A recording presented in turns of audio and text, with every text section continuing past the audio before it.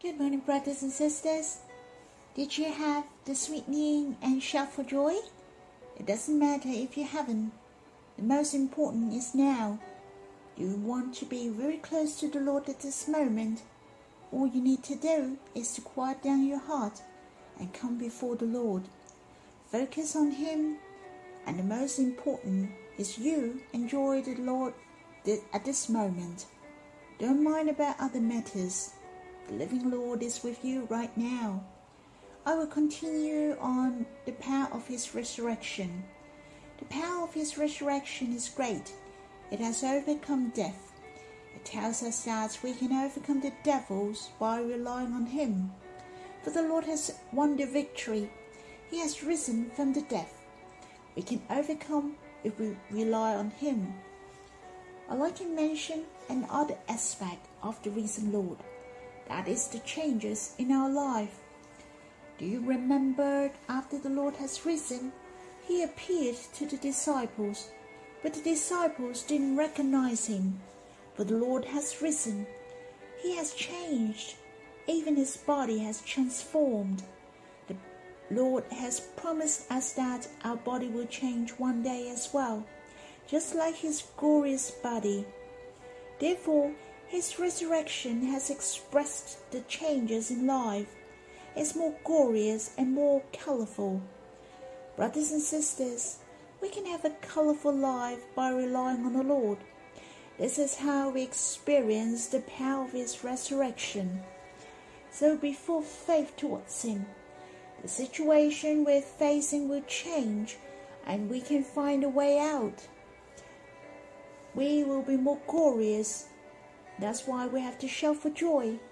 We don't have to discourage for the situation we are in right now. The Lord will help us in the midst.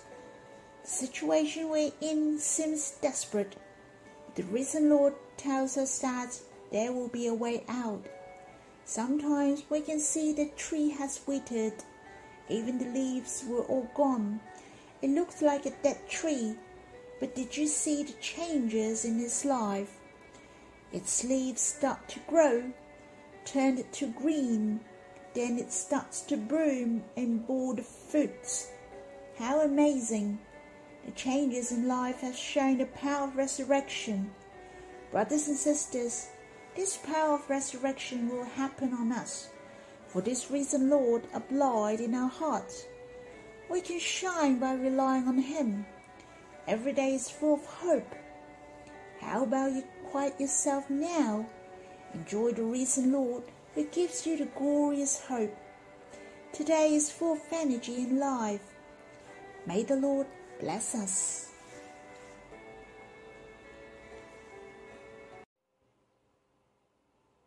Brothers and sisters, the verses I'd like to share with you is in Exodus chapter 8, verse 9 to 10.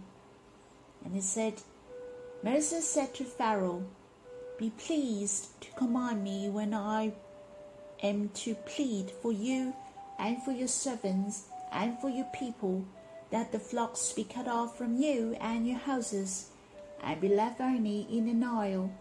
And he said, Tomorrow. Moses said, Be it as you say, so that you may know that there is no one like the Lord our God. This conversation was happening 1,500 years before Christ. God sent Moses to see Pharaoh and asked him to let the Israelite go and serve the Lord. But Pharaoh was so stubborn, he wouldn't let go the Israelites. Surely, Pharaoh couldn't hinder the will of God to be accomplished. Then the 10th plague appeared, and it was so famous. It has recorded here in chapter 8 was the plague of flocks, which is the second plague. The flocks came up and covered the land of Egypt at that time. Pharaoh couldn't stand any more, and he asked for Moses and Aaron to come and pray that the flocks could leave them. Moses asked Pharaoh a question, that what time should they pray to cut off the flock? And Pharaoh said, Tomorrow.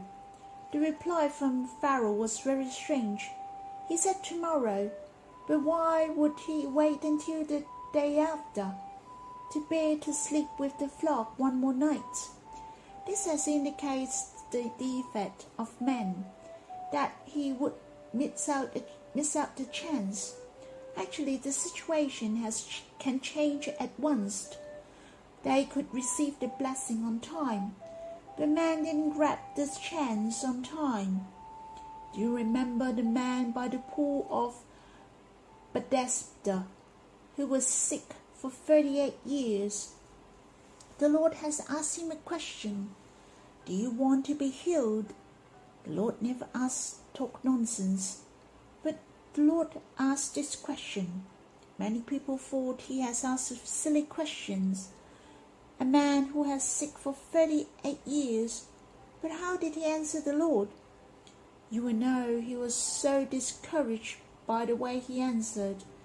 Not that he didn't want to be healed, but he lost his courage and is desperate to be healed. Brothers and sisters, many people has attended the meetings a long time. They will always say, my spirit is weak. I don't have time with brothers and sisters. I don't know brothers and sisters very well, etc. Actually, do you want your spirit grow or have a revival? Do you want to experience the Lord deeper? The Lord will ask the same questions. Do you want to be healed? The man has many excuses. They didn't grasp the chance at once. But do you know, your spirit can get help at any time. Your spirit can have the revival at this moment. You can live wonderfully for the Lord at this moment. Brothers and sisters, the Bible taught us to make the best use of the time. It means we have to grasp the chance on time. Brothers and sisters, it is the chance now. If we want to come before the Lord now, to have a desiring heart towards Him, the Lord can help us at this moment. Your spirit can be revived at this moment. I'd like to tell you a story, though this is a fiction, but it is so meaningful. There was a man met an angel at night. The angel said to him, something big will happen. You will inherit a large property and have a high status. This man was waiting for the things which the angels has told him, but nothing has happened. This man became very poor and lonely, and he died at the end. When he saw the angel in heaven, he then asked the angel, you told me there will be a big thing happen on me, and I would be rich and famous. I have waited all my life, but I got nothing. The angel answered, I didn't say that. I said there will be a chance to be rich. People may respect you, and your status may then increase. The man said, I don't understand what you mean. The angel then answered, did you remember you have a good idea one time, but you didn't take action, for you were afraid of failure and wouldn't want to try? The man nodded his head, and the angel continued, because you didn't take action, someone had the same idea. He took this idea in action, and he finally became the richest man in the city. Did you remember? On the other hand, one time there was an earthquake in the city. Many houses was collapsed. Thousands of people were trapped in their house. You could go and save those people, but you were afraid of the thieves would break into your house while you were away. You took these as your excuses. You forgot and neglected those who were in need. All you did was to safeguarding your house. The man knocked his head shamefully. That was the good chance for you to save many people, but you didn't go. Did you know that Relief's organization has been respected by many people? The man nodded his head and in tears. He has missed so many chances, including the good idea which could make him rich. He could take the action to help others, but he missed all these chances. Not that he didn't have the chances, but he didn't grasp the chance. Brothers and sisters, God has done a great work in one of the estates in Hong Kong.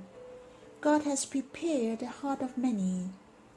How precious I could be part of it. But this is not only for me. This is for the whole church. If any brothers and sisters has the burden, you can also join us as well. This is the chance. I'm afraid when you cannot do anything, if you miss the chance. Brothers and sisters, we have many chances that we can experience God deeply. We can behold the glory of God. We shall not miss it or let go. I hope we can make the best use of the time. May the Lord bless us.